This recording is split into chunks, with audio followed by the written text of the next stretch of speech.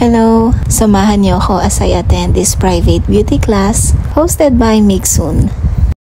Nakakatuwa nga kasi unti-unti na nating nagagamay ang pagko-commute dito sa Canada. So para makarating nga dun sa events place, kailangan kong sumakay ng isang bus at isang subway. After ko namang bumaba sa King Station, 12 minutes na lang yung nilakad ko.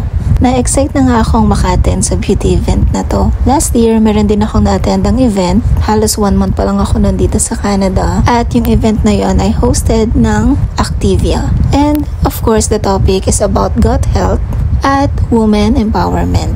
Kaya naman after ko umattend ng event na yon, I really look forward to attend more events like this. Kasi bilang introvert, feeling ko ang dami ko nang nagiging limitasyon sa sarili ko. Parang ang dami ko ng bagay na hindi magawa. At yun yung tinatry ko ng labanan dito sa Canada.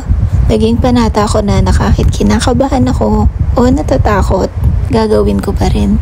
At ito na nga, nakarating na tayo. Nakakakilig kasi sobrang chic ng lugar. At iba't ibang klase nga ng tao ang makikilala mo. Siya nga pala, ang Mixun ay isang Korean skincare brand at gusto nilang i-expand ang business nila sa US at Canada. Kaya they are very generous when it comes to their marketing.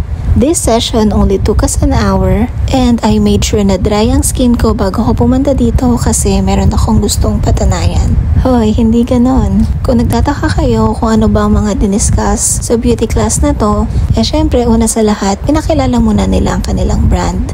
Kung tama ang pagkakaalala ko, 2020 nung nagsimula sila. It was during pandemic nung nabuo ang Mixun. At nakakatawa nga dahil sa dami ng products nila, marami din doon palaging sold out.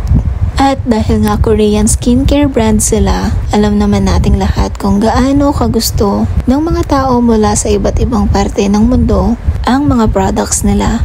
Their products are vegan and 90% of them are odorless. Dito, dinidiscuss niya kung ano yung difference ng products nila mula sa ibang brand. Kung ano-ano yung mga ingredients, kung ano ang mission nila, at kung sino-sinong mga sikat na tao sa Korea ang gumagamit ng produkto nila. All organic.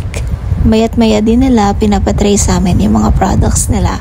At tinuro din nila kung paano ang tamang layering ng skincare sa ating mga mukha. They also have these cute giveaways bago matapos ang class. And it's a wrap!